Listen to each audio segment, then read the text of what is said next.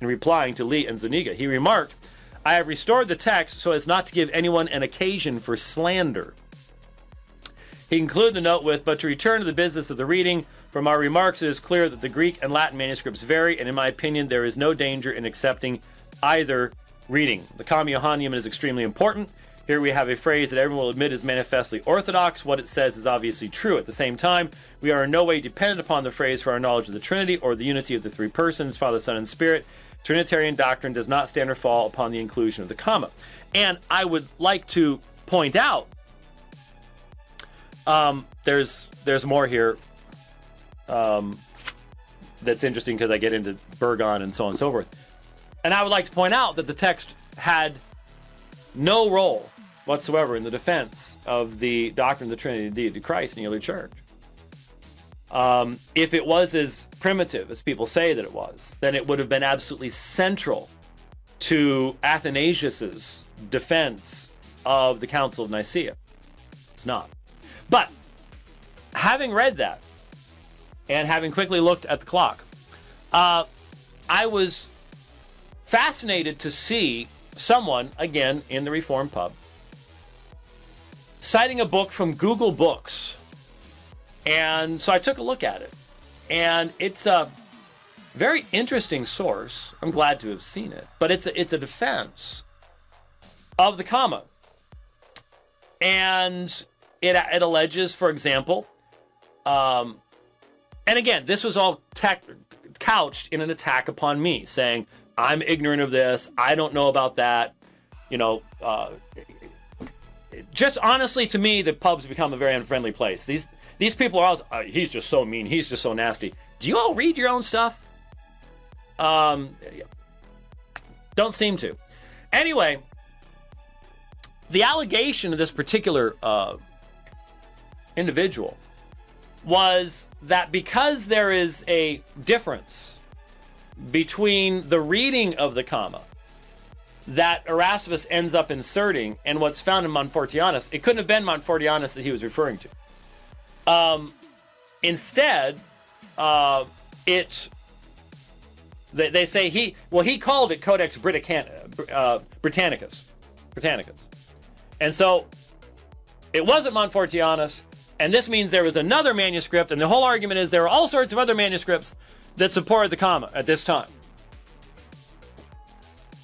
Problem being that even when this was written, they couldn't say where Codex Britannicus is. If it's not Montfortianus, and these names come later on, obviously. If it's not Montfortianus, then what is it? Well, it's disappeared. It's gone. So, one of the things that marks later additions to the Greek New Testament is variation within it. Look at the variants within the Pericope Adulterae, within the Long Grading of Mark. There are all sorts of variants. Because when something is entered into the tradition at a later point, there are going to be variations.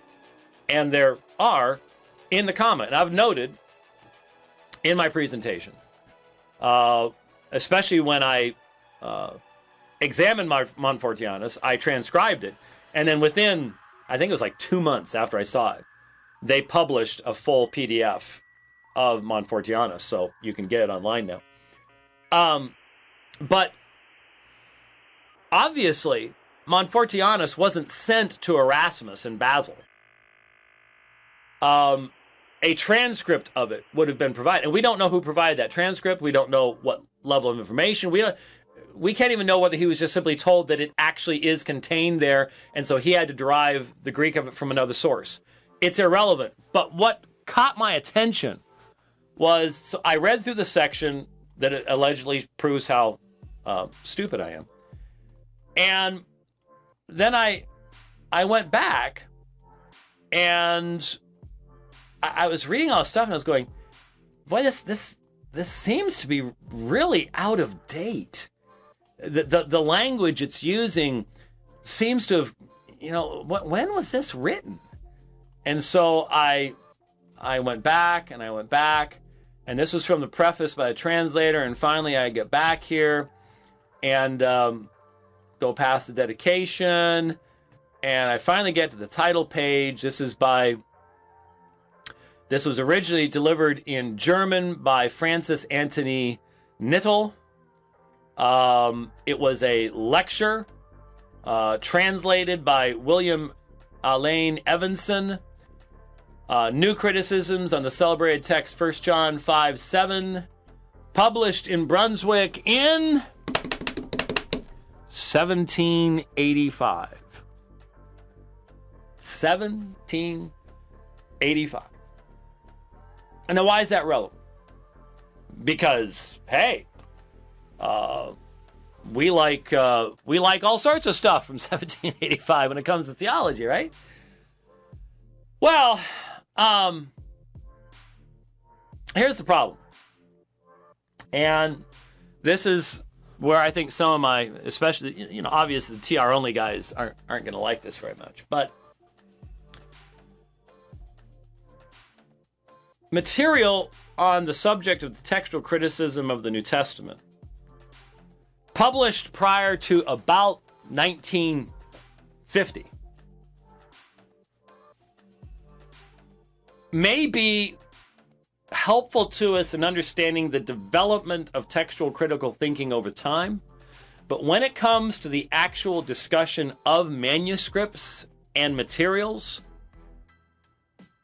is next to irrelevant. Why? Well, again, the TR only guys seem to chafe at this, but the vast majority of believing Christian scholars recognize the seismic shift that took place with the publication of the papyri. When you move the earliest extant witnesses to any ancient text back so much closer to their original writing, like the publication of the papyri did, starting in the 1930s. That's the primary focus of when these came to light. It has the same, had the same kind of effect as Vaticanus and Sinaiticus had in moving from 900 to 300, and then you move back in some places into the 2nd century. That's huge. That's a massive thing. And that's even true when you don't have papyri evidence for a particular book. When you can demonstrate that the text type which we had